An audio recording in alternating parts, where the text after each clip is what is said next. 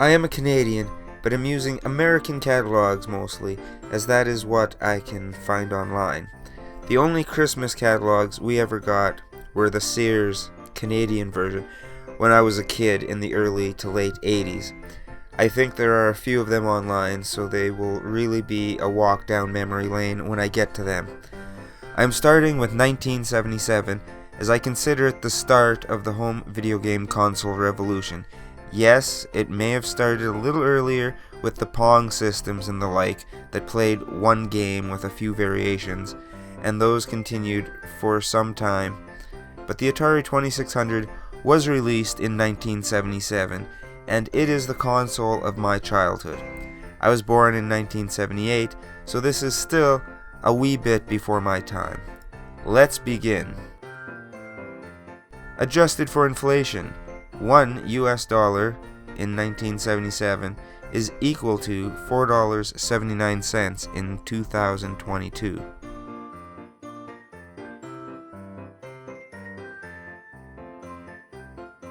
On page 4 we have the RCA Studio 2. Is it a real video game home console? Well, it hooks up to your TV and uses cartridges for more games, so I say it is. It was certainly competing against them, and in the same category.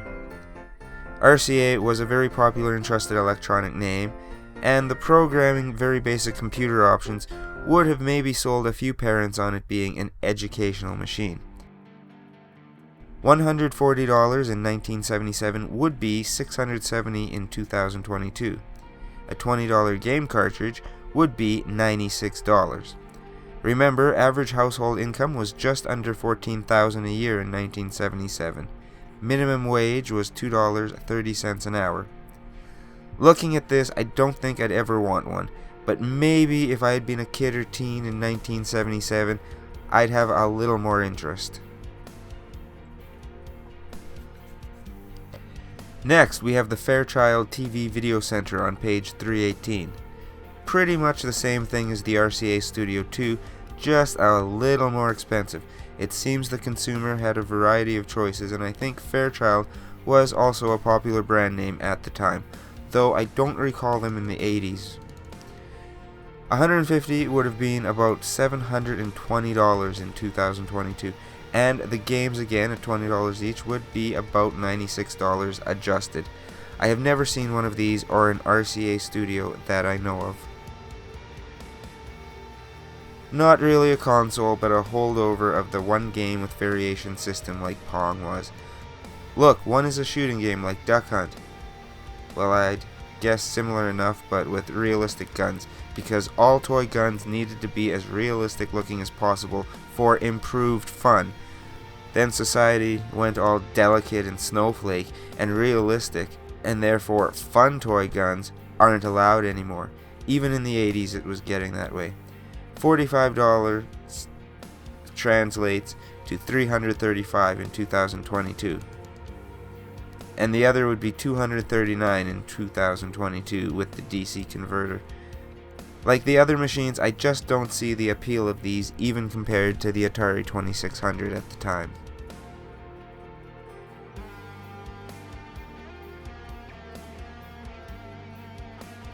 Coleco Telstar Arcade on page 528 near the back. The good stuff was usually at the front and or back. Of the video game systems in the JCPenney 1977 Christmas catalog, this is the best, and I have seen a couple of these in the wild but never played one. The gun, steering wheel, knob, controls are cool, the game looks okay. This might have been something my parents would have bought, but they smartly held off on this kind of stuff for a few more years.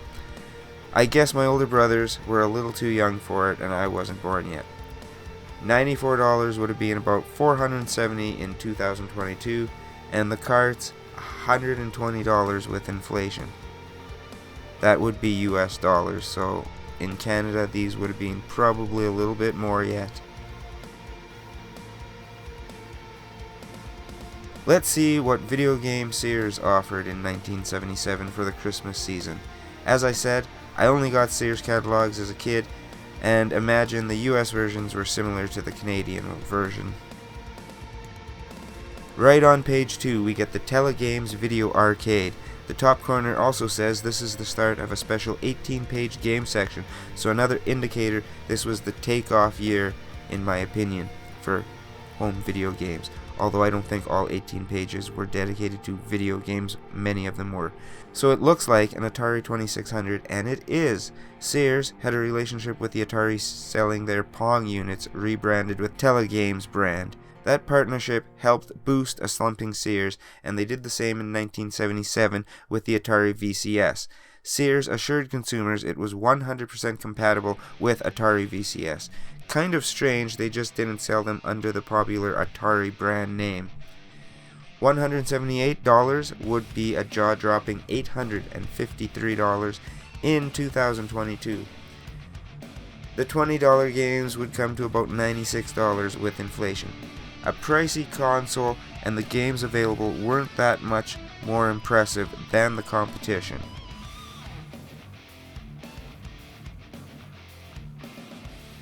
The Telegames were usually the same as Atari versions, but with different names. I do think a few original Telegames were released. So this was the priciest and, in my opinion, the best video game system to buy in 1977.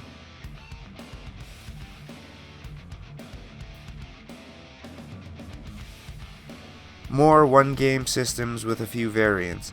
I guess these were for people wanting to spend less but still have a fancy new electronic toy of some sort for the kids. I have seen a few of these in the wild at garage sales over the years, but don't recall ever playing any. Although not the first microcomputers, three very popular computers were released in 1977. The Apple II, which was $1,300, $6,200 in today's money. The Tandy TRS-80, $700 or $3,360 in today's money.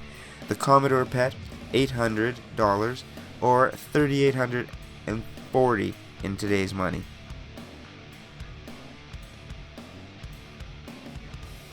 I had no experience with any of these, maybe a little bit with the Apple II in elementary. Our school had computers quite up to date in the early 80s, in the mid 80s, actually in the late 80s they upgraded everything again. So in elementary and junior high I did have access to top of the line Apple computers. We did a little bit with them.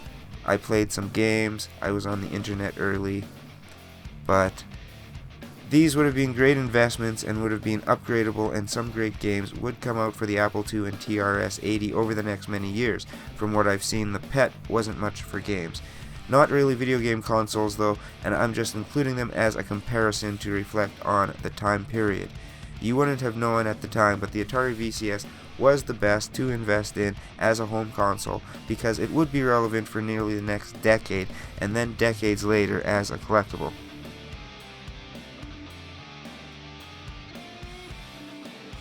These are the 9 launch titles, I guess, for the Atari VCS in 1977.